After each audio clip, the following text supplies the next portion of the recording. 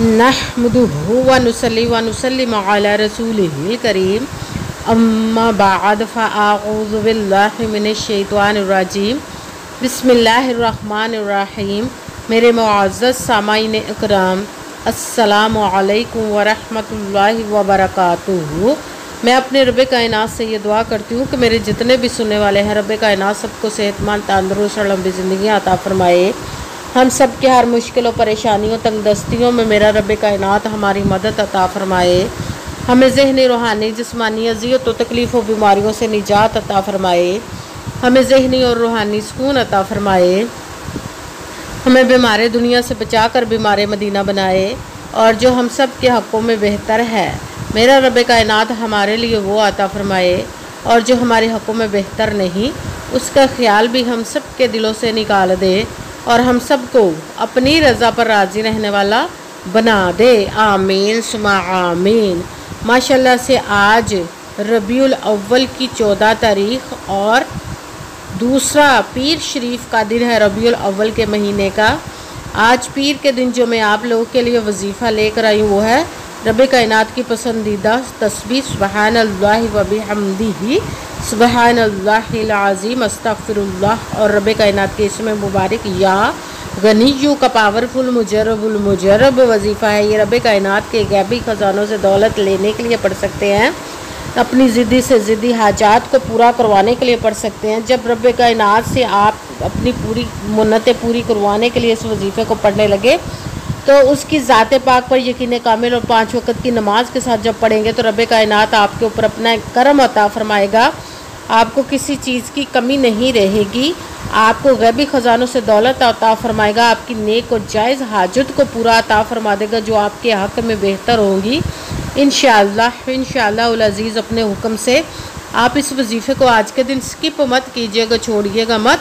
जैसे वीडियो मिले फ़ौरन पढ़ ले। अगर फ़ौरन किसी मजबूरी की वजह से ना पढ़ सके तो इस वीडियो को अपने पास सेव कर ले। जैसे टाइम मिले तो आपने इस वजीफ़े को लाजमन पढ़ना, पढ़कर देखिएगा कि रब कायनात आपके ऊपर अपना कैसे करम अता फरमाएगा। आप इस वजीफ़े को किसी भी मकसद, किसी भी हाजत मुराद के लिए पढ़ सकते हैं। रब कायनात के गैबी ख़जानों से दौलत लेने के लिए पढ़ सकते हैं। आपका अपना घर नहीं, घर ख़रीदने के लिए पढ़ सकते हैं। आपके घर में लड़ाई झगड़े रहते हैं, नचाकी, परेशानी, मुफलसी, गरीबी, उसके लिए पढ़ सकते हैं। आपकी औलाद नहीं या आपकी औलाद नाफरमान है उसके लिए पढ़ सकते हैं। आपके ऊपर बहुत ज़्यादा कर्ज उतरने का सबब नहीं बन रहा, या आपने अपनी कीमती चीज़ या पैसे किसी को दिए वापस नहीं कर रहे उसके लिए पढ़ सकते हैं। आपके ऊपर बहुत ज़्यादा आपके घर में को बहुत ज़्यादा बीमार है या खुद बीमार है उसके लिए पढ़ सकते हैं। आपकी शादी नहीं हो रही या आपके बच्चों की शादियाँ नहीं हो रही उसके लिए पढ़ सकते हैं। आपके पास अच्छी जॉब नहीं, जॉब लेने के लिए पढ़ सकते हैं। आपका अच्छा भला कारोबार चलता हुआ अचानक से बंद हो गया उसके लिए पढ़ सकते हैं। आपके घर में, आपकी ज़िंदगी में सुकून नहीं, आपके कारोबार में, दौलत में, रिज़्क़ में बरकत नहीं उसके लिए पढ़ सकते हैं। आपके ऊपर जादू, टूना, बंदिश, नज़र बद, हसद कुछ भी उसको ख़त्म करने के लिए पढ़ सकते हैं। मतलब किसी भी मकसद, किसी भी हाजत मुराद के लिए पढ़ सकते हैं। मगर जब पढ़ने लगे तो रब कायनात की ज़ात पाक पर यकीन कामिल रख के पढ़िएगा। कहते हैं कि यकीन कामिल होता है, पीर कामिल नहीं होता। और अच्छी नीयत रख के पढ़िएगा कि रब कायनात कुरान पाक में इरशाद फरमाता है इन्नमल अमालु बिन्नियात, कि जो अमलों का दारोमदार होता है वो नीयतों पर होता है। अगर हमारी नीयत अच्छी है तो हमारा अमल भी अच्छा होता है, और अगर हमारी नीयत ही अच्छी नहीं तो हमारा अमल भी अच्छा नहीं होता। चाहे हम जितनी मर्ज़ी मेहनत कर ले, जितनी मर्ज़ी कोशिश कर ले, हमें उसका फल, उसका अजर अच्छा नहीं मिलता। इसलिए अच्छी नीयत रख के, पुख्ता यकीन रख के, और 5 वक़्त की नमाज की पाबंदी लाजमन रखिएगा। फिर इस वजीफ़े को कीजिएगा, और वजीफ़ा करते वक्त आपके दिलों में, ज़हनों में ऐसा वसवसा नहीं आना चाहिए कि हम ये अमल कर रहे हैं, पता नहीं हमारी मुराद पूरी हो या ना हो। ऐसा हो नहीं सकता कि हम रब कायनात के किसी इसम का या कलाम पाक का वजीफ़ा पढ़े और हमें कामयाबी ना मिले। ये हमारे ईमान की कमज़ोरी जिसकी वजह से हमें नाकामी मिलती है। आपने सिर्फ अमल करना, उसका फल, उसका अजर देना उस ज़ाते पाक का काम है, क्योंकि उसकी दस्ते कुदरत से कोई चीज़ बाहर नहीं। उसके कुन कहने की देर और फयाकुन हो जाता है। आपने अमल करने के बाद उसके कुन का इंतज़ार करना है। इंशाअल्लाह उल अज़ीज़ अपने हुक्म से आपकी तकदीर के बांध ताले खोल देगा, नसीब के सितारे चमका देगा, आपकी ज़िंदगी में ऐसे ऐसे मोजज़े करेगा कि आप खुद देखकर हैरान रह जाएंगे। आपको कभी किसी चीज़ की कमी नहीं रहेगी इंशाअल्लाह उल अज़ीज़ उसके हुक्म से। अगर वीडियो अच्छी लगे तो इसको लाइक ज़रूर कीजिएगा और आगे भी शेयर कर दीजिएगा ताकि किसी दूसरे को हमारी वजह से फ़ायदा पहुँचे तो हमारे लिए सदका जारिया बन जाए। जो नए हैं इस चैनल पर, इस चैनल को सब्सक्राइब कर ले, बेल आइकन को भी दबा लें ताकि मेरी अगली आने वाली वीडियो आप तक पहुँच सके। अगर कोई मुझसे किसी मसले के बारे में इस्ताहारा करवाना चाहते हो, किसी काम का हिसाब लगवाना चाहते हो, किसी काम के लिए वजीफ़े का पूछना चाहते हो या कुरान पाक ऑनलाइन पढ़ना चाहते हो, महफिल मिलादुन नबी के लिए बुलवाना चाहते हो तो व्हाट्सअप का नंबर वीडियो पर चल रहा है, आप लोग मुझसे रब्ता कर सकते हैं। अगर मेरे भाई या बुज़ुर्ग मुझसे रब्ता करना चाहते हो तो व्हाट्सअप पर वॉइस मैसेज करके अपना मसला बता सकते हैं। अगर बहनें या माएँ मुझसे रब्ता करना चाहती हो तो व्हाट्सअप पर वॉइस कॉल करके मुझसे बात कर सकते हैं, अपना मसला बता सकते हैं।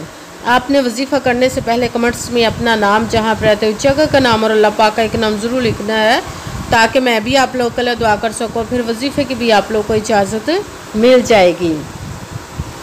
आपने वजीफ़ा करने से पहले पूरी वीडियो को ध्यान के साथ सुन के समझ के फिर वजीफ़े को करना। ऐसा ना वीडियो को स्किप कर करके छोड़ के सुने और फिर कोई बात रह जाए और आप वजीफ़ा करें, ठीक ना। वो आपने ना तो किसी अमल में कम करके पढ़ना, ना ज़्यादा बढ़ा कर पढ़ना है।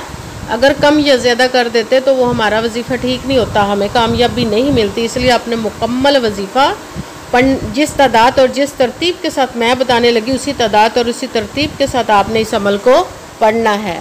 आप इस अमल को आज के दिन किसी भी जगह पर बैठ कर पढ़ सकते, घर में, ऑफिस, मदरसा, यूनिवर्सिटी, कॉलेज, शॉप पे।